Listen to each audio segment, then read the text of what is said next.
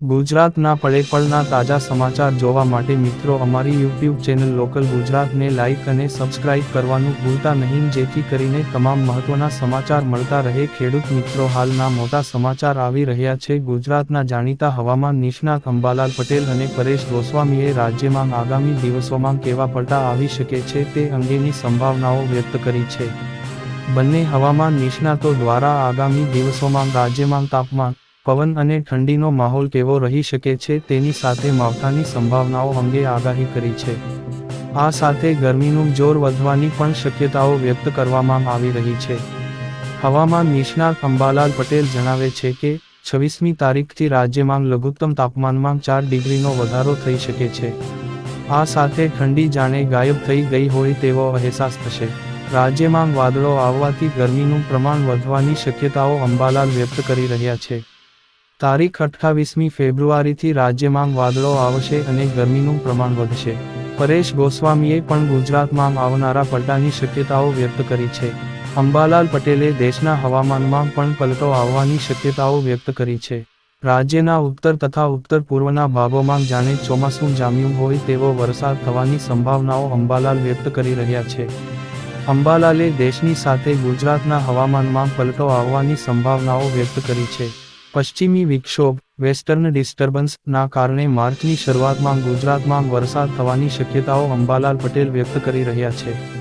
આ સાથે માર્ચમાં ગરમીનું જોર વધવાની આગાહી પણ તેમના દ્વારા કરવામાં આવી છે. હવામાના નિષ્ણાત જણાવે છે કે 15મી માર્ચ સુધીમાં રાજ્યમાં મહત્તમ તાપમાન 42 ડિગ્રી પહોંચી શકે છે.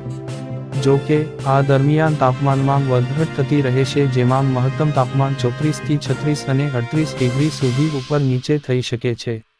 દેશમાં માર્ચ મહિનામાં ઘણા ભાગોમાં ચોમાસા જેવો માહોલ થવાની શક્યતાઓ પણ તેઓ વ્યક્ત કરી રહ્યા છે. હવામાન વિભાગ દ્વારા 24મી ફેબ્રુઆરીની બપોરે કરાયેલા આગાહીમાં આગામી 7 દિવસ હવામાન સૂકું રહેવાની શક્યતાઓ વ્યક્ત કરવામાં આવી છે. આ સાથે લઘુત્તમ તાપમાનમાં આવતીકાલથી 2 થી 3 ડિગ્રીનો વધારો થવાની પણ આગાહી કરવામાં આવી છે. આ તરફ પરેશ ગોસ્વામી દ્વારા પણ રાજ્યમાં પવન, તાપમાન અને માવઠા અંગે મહત્વની આગાહી કરી છે. તેઓ જણાવે છે કે હવાની ગતિ અંગે વાત કરીને પરેશ ગોસ્વામી જણાવે છે કે સામાન્ય રીતે પવનની ગતિ ફેબ્રુઆરીના અંતિમ સમયમાં 14-16 કિલોમીટર પ્રતિ કલાકની હોવી જોઈએ છે, પરંતુ હાલ 15 થી 20 કિલોમીટર પ્રતિ કલાકની ઝડપે પવન ફૂંકાઈ રહ્યો છે.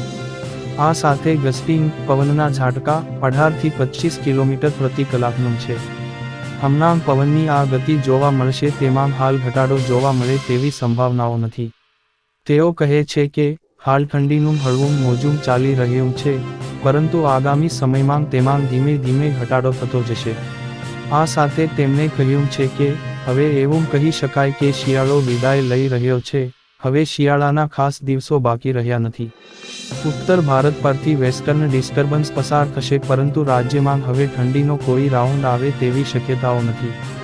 માવઠાની સંભાવનાઓ અંગે વાત કરીને પરેશ ગોસ્વામી જણાવે છે કે એક વેસ્ટર્ન ડિસ્ટર્બન્સ પસાર થઈ રહ્યું છે, જેના લીધે 25 ફેબ્રુઆરીથી રાજ્યમાં વાદળછાયું વાતાવરણ જોવા મળશે.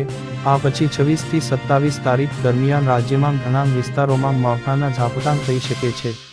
જો કે આ સાર્વત્રિક કે મોટા માવઠાની સંભાવનાઓ નથી. હવામાન નિષ્ણાત સંભાવનાઓ વ્યક્ત કરી રહ્યા છે કે આ દરમિયાન કચ્છ સહિત ઉત્તર ગુજરાતના સાબરકાંઠા, બનાસકાંઠા, પાટણ અને મહેસાણા આ સેન્ટરો પર એકલ દોકલ જગ્યાઓ પર ઝાપટાં થઈ શકે છે. દક્ષિણમાં રાજપીપળા, સુરત અને ડાંગ જિલ્લામાં પણ ક્યાંક ઝાપટાં પડી શકે છે. જો કે વધુ શક્યતાઓ ઉત્તર ગુજરાત અને કચ્છમાં છે. પરેશ ગોસ્વામી કહે છે કે માર્ચ મહિનાની શરૂઆતથી ઉનાળાનો અહેસાસ થવાનું શરૂ થઈ જશે. તાપમાન પણ 35 ડિગ્રીને પાર થઈ શકે છે. માર્ચના પહેલા અઠવાડિયામાં ઝાકળ વરસાદનો પણ રાઉન્ડ આવી શકે છે. ખેડૂતોને સલાહ આપતા તેઓ જણાવે છે કે ઝાકળ વરસાદનો રાઉન્ડ આવે તે પહેલાં જો જીરું તૈયાર થઈ ગયું હોય પાકને સાચવી લેવો તે જ ખેડૂતોના હિતમાં રહેશે.